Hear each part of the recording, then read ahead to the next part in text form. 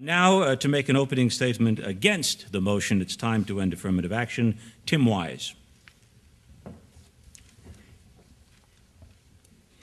Thank you. You know, it always amazes me to hear critics of affirmative action speak about this subject as if racial preference were something that were invented in the 60s to benefit people of color. Because in fact, whether we wish to acknowledge it or not, and of course we don't, the entire history of this country is the history of affirmative action for white folks like myself. And unless we begin by discussing that affirmative action and the impact that it has had, we engage in a discussion that is both ethically and practically irresponsible.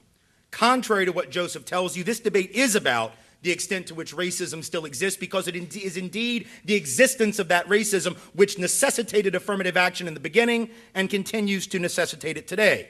Whether we wish to acknowledge it or not, enslavement, Indian genocide, segregation did not only oppress people of color, they elevated white folks and provided us with opportunities that we did not in fact earn.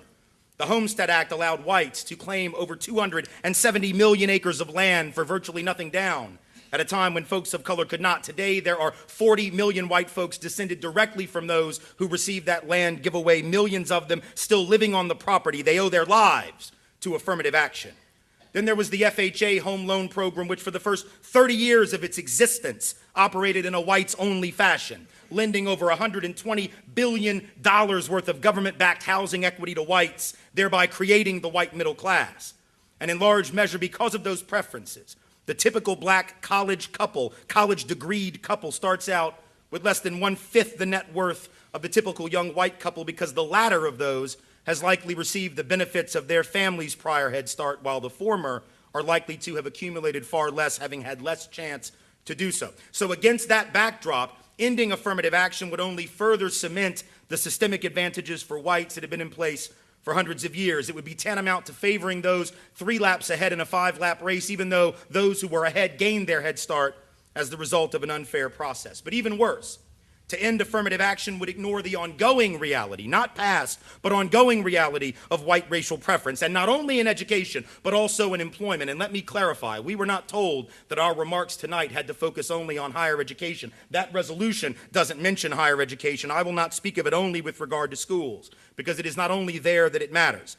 According to the Office of Federal Contract Compliance, 3 out of 4 companies covered by affirmative action regulations violate them regularly, and not just that, but are also in violation of basic civil rights law. The problem is the OFCCP only has enough monitors to check up on the companies under their purview once every 46 years. So there's no deterrent. But those who would end affirmative action never call for beefing up civil rights enforcement. Indeed, though his teammates might not know it, Mr. Pell's organization advocates abolishing anti-discrimination law altogether as it regards the private sector. So Joseph can sing the praises of the 1964 Civil Rights Act, but the man sitting next to him would get rid of it as it regards private organizations. So to endorse the resolution would only intensify the problem of discrimination. Those who would end affirmative action ignore the recent study, which found that job applicants with white-sounding names have a 50% greater chance of getting a call back for an interview than those with black-sounding names, even when qualifications are indistinguishable. They ignore not only that, but the research which has found that 8 in 10 jobs are never advertised. Instead, they're filled by networking, a process that mostly excludes people of color and women of all colors and elevates whites and men, not because we are better for certain jobs, but because we know the right people. And if affirmative action were abolished, none of that would change for the better. If anything, it would get worse. The same is true for schooling. Our opponents will rail against so-called preferences for students of color while they ignore the preferences built in for whites. So they condemn the University of Michigan for giving 20 points on a 150-point scale to students of color, but they ignored the points that were in practice essentially for whites only. Like the 16 points you got if you were from the Upper Peninsula of Michigan. The snow is not the only thing white there. The 10 points just because you went to a top high school, which means your parents lived in the right zip code. The 8 points for taking advanced placement classes, which are 3 times more available in schools serving white kids than schools that serve mostly students of color, or the 4 points you got if daddy went to Michigan. They rallied behind Jennifer Gratz as the supposed victim of reverse discrimination because the year she was rejected, there were about 85 students of color who got into Michigan despite having lower scores in grades, but they say nothing about the of 1,400, let me repeat, 1,400 white students with lower grades and lower scores than Jenny Gratz who got in. You see, less qualified white people are no problem, but less qualified people of color, my goodness, we can't have that. They say nothing about the study from 6 weeks ago which found that for every one student of color who receives any benefit from affirmative action in college, there are at least 2 whites. For every one person of color, 2 whites who also didn't meet the requirements but got in because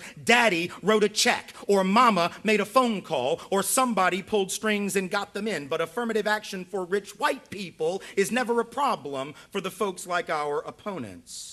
While they insist affirmative action is racist because it holds people of color to lower standards, the fact is it is whites who have been held to lower standards. It is whites, and only whites, I would suggest, who can get C's all the way through school, brag about their mediocrity publicly, mangle the English language, and go on to become president of the United States. So, when they lament the supposed damage done to students of color by affirmative action because it supposedly forces them to question their abilities, ask yourself, why no concern for the mental health and self-image of white Americans who have been being preferred for 400 years, and if their argument is correct, must be the most self-hating people on the face of planet Earth?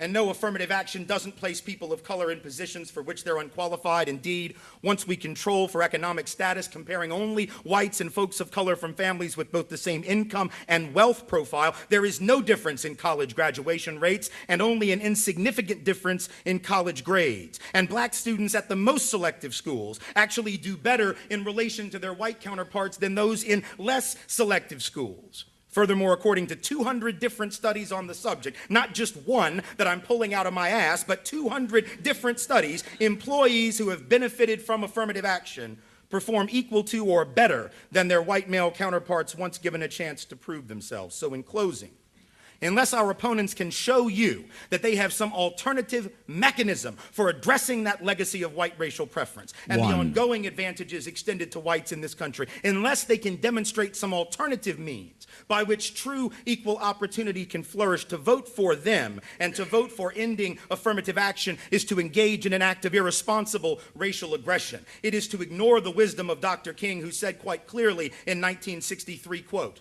"Whenever this issue of compensatory or preferential treatment is raised, some of our friends recoil in horror. The Negroes should be granted equality, they insist, but should ask for nothing more. While at first that seems reasonable, in fact it is unrealistic, for it is obvious that if you take a man and put him at the starting line of a race 300 years after another man, the first man would have to perform some incredible feat in order to catch up." End of quote. And to end affirmative action even does violence to the logic displayed by Ronald Reagan, whose mention alongside the word logic is rare coming from me, but who said as governor of California, when signing into law that state's affirmative action policy. Thank you, Tim Wise, for that opening statement. I didn't get my 1 minute warning, but if I could finish the quote from Reagan, I'd appreciate it. I think everyone else in the room heard it. Tim, why don't you take a seat? Sorry, you'll have time later. That's fine. Thank you, Tim Wise.